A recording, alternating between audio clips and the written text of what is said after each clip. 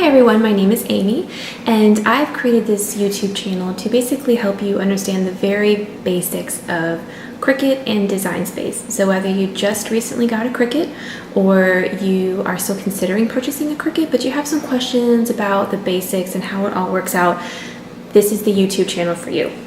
I'm basically going to start and assume that you know nothing, because when I first started with my Cricut, I was very excited to do it. I was wanting to make tons and tons of projects, but I hadn't a clue how to start. And I turned to YouTube and it was a great resource. However, a lot of the videos assumed that I knew some of the basics, and I didn't. I hadn't a clue about the basics. So when they would say things like, okay, just go ahead and bring this file in, or grab an SVG file, and I was sitting there going, okay, gotta go look up what an SVG file is, and how do I bring that picture in again? So basically that's what I'm going to do. I'm going to assume that you know nothing. I'm going to take you through the basics that I didn't know in hopes that it'll help you and that you'll be able to take that and just really run with it and use it to create all the projects that you want. So sit back and relax and let's learn together. Okay, so now we are ready to get started. Once you have your Cricut all out of the box and set up, the first thing you want to do before you can do anything else is you're going to want to go to Cricut.com.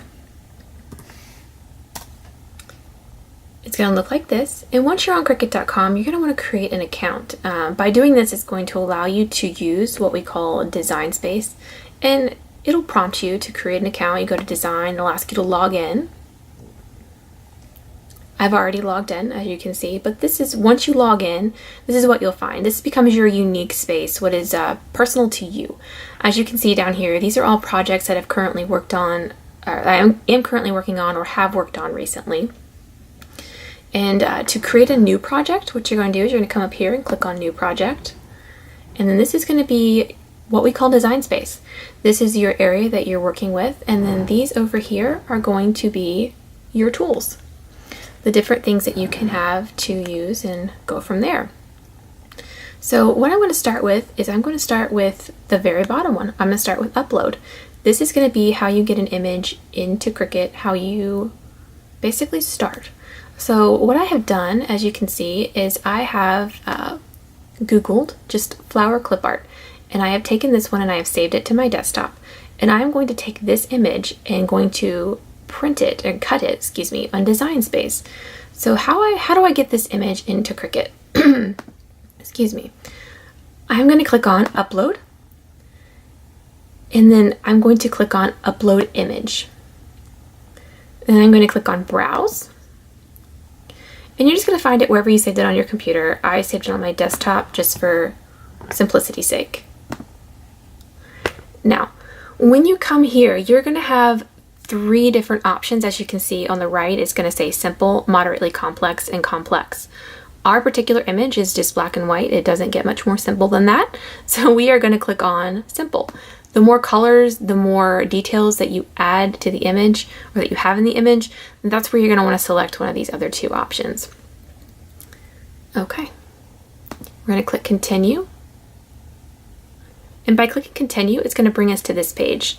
And up here, you will notice these three different icons. This one's going to be to crop the image. This one is an eraser, where you can do little fine details. And this one is going to be a select and erase, where you can really remove large pieces of the object in the picture, like the background and things like that that you don't want. So for this image, that's the one I'm going to want to use. So I'm going to click that. And you're going to want to click on the things that you do not want to have showing up on your cut image. So I do not want this background. So I'm going to click on that. And it's going to come to a checkered pattern, and that means it's basically non-existent anymore. I'm also going to click on all of these because I want this to cut out as well. Okay, we're going to click Continue.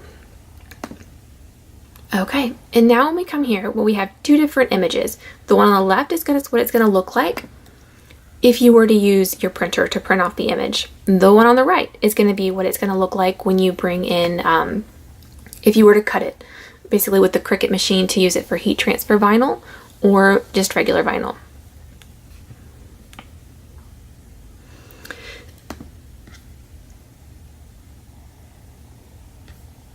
Okay.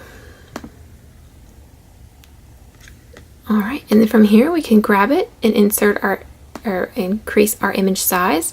Now, when you come over here, notice it is currently set, it's going to want to try to print it on our computer. I don't want that. I want it to print on my Cricut. So to do that, I'm just going to click on the printer icon, and it's going to pop up these 4 different options. To cut it with the Cricut, for the use of heat transfer vinyl or vinyl, you're going to want to select your scissors icon. From there, you can choose whatever color you want. It really doesn't matter what color you select here. All that matters is what color you put into your Cricut machine, vinyl-wise, because whatever you tell it to cut out of the material that you give it, that's the color it's obviously going to be. So this is just for you to help you see an overall image that you're designing, so that way you can help visualize what it is that you're going for, make sure the colors work, all that good stuff. So yeah, from there you can, like I said, increase it or not. This little button here is a lock button that keeps the image, helps keep it in the current size. To unlock it, to make it more of a contorted size or shape, you can go like this. Just lock it back when you're done. I'm just gonna fix that because I don't want it to look like that. But it's personal preference, so if you do, go for it. And that is how that works for bringing in an image. Now, keep in mind, the more complex image that you bring in, the more things that you'll have to possibly do to it, per se. So for example, if you have a different image with lots of different colors in it that you're going to have to layer, then that you're probably going to need something called an SVG file for. Now, there we go. SVG file. What is SVG? SVG stands for Scalable Vector Graphic. And all that means is that when it comes in, it's going to keep its shape. When you increase the size, no matter what you do, it's not going to get contorted or anything like distorted or anything like that. And it's also going to have different layers. So if I had different colors, say I had a pink here and a yellow here and a blue here, and the outline was all red, it would have that all separated on the side for me because it is an SVG file already. Now, you can get SVG files in a number of different places. Personally, I get a lot of mine on Etsy, and I do have an Etsy shop myself where I do sell SVG files. I've just find that SVG files personally are easier to use, but again, that is entirely personal preference. You do not have to use it, but I did want to mention it because it is something that you will hear a lot in the Cricut world.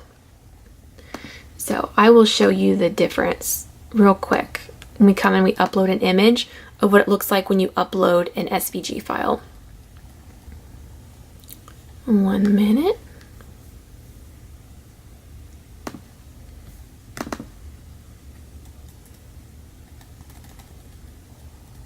I have a lot of stuff on here. Okay, so this particular image is an SVG file. As you can see, when you load the SVG file, it's done. It's ready for you. This particular image. All you have to do is click on it. You don't have to go through any of that background taking out that we did before. It is already done. All you have to do is bring it in. You come over to the left. The colors are already sorted out for you. All you have to do is bring it in and click Make It. It will select it onto each different mat for you. Cricut will separate by the different colors that it sees just to help you out, and that is it. So again, that's why I say SVG files are really nice, especially when you're starting out, just because it takes all that work out for you. Okay, so moving on to our shapes. The shapes here, very straightforward, very simple. You just grab the shape, you can do whatever you'd like with it. Grab a circle, you can unlock, all kinds of stuff. Now, the text font. You can come here, you can type in anything you want. We'll type in flowers since we've been working with flowers. Oops, apparently I did that wrong. Missed part of my word.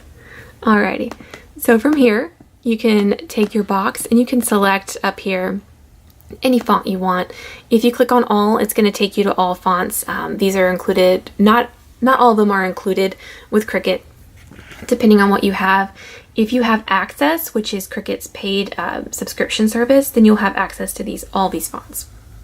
If you do not, you will see this price here below that says $4.99 or whatever the price may be. Excuse me. If you want to make sure that it is a free font, just click on System up here, and these will take you to only free fonts that are currently on your computer. Now, I have people ask a lot, do I need to get Cricut access? Do I need to pay that monthly subscription fee to really be able to use my Cricut to all that it can do? The answer to that is no. Whether or not you get Cricut access is entirely a personal choice. I use my Cricut constantly. I have never had Cricut access. I personally find that between Google with images, Etsy with SVG files, and between Dafont, DAFONT.com, which is a website that has thousands of free fonts, that I don't need it. My personal recommendation to you, and again, I don't get paid by anybody to do this. This is 100% my personal unbiased opinion, so it's entirely up to you whether you take it or not, is to start without it, see if you need it, and if you need it, then go ahead and pay for it, but see if you can get what you're looking for without paying for it. Because there's a lot of free resources out there that are wonderful and that I would highly recommend. But for now, let's go ahead and just select the font Bernadette, which is also one I downloaded for free from dafont.com. It is a cursive font. Now, with cursive, what I find is a lot of people look at it and go, sweet, let's just go ahead and cut it. But with cursive, it's a connected font. So what you do to get the words and the letters to connect so that it looks like it's actually a cursive handwritten word is you go up here and you just click on Ungroup. And then from Ungroup, you can use your arrow keys to slide them over, or you can use your mouse. I personally like the arrow because it just helps keep everything in a row.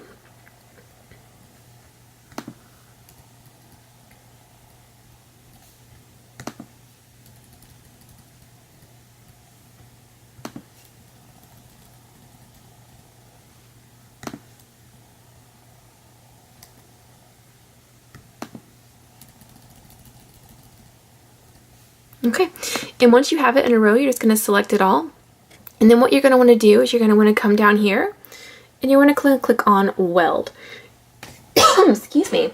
And what Weld does is it keeps it all together and it makes it seamless so that way you don't see the lines as you're cutting them. Otherwise, you will see the lines in the cursive font as it overlaps. And then when you come here, you're just going to want to click on Make It whenever you're ready. And you'll see it as one word ready to go together. Again, what you want to be aware of too is that if you want your word to be on a shirt or something that's like heat transfer vinyl, anything like that, you want to click Mirror Image because you do want it to come across backwards so that way when you put it on, you can actually read it in the correct direction. Okay. And there we go. Images, well, that one's not working right now. It's giving me an error messages, but that's just going to be images that you can find through Cricut. Templates are things that if you, let's say you're working with a banner and you want the certain banner to see exactly how it's going to look, you can do that. Personally, I like the t-shirt ones because it kind of gives you an idea of what your image is going to look like size-wise, things like that. This will not print the template of the shirt. This is just so that you know if you put an image of text on there exactly how it's going to look.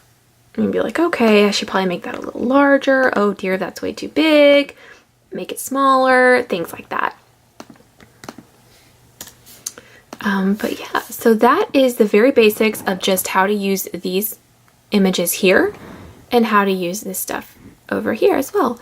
So our next step will be taking it to cut on the machine, and stay tuned and we will learn that next. And thanks so much for watching.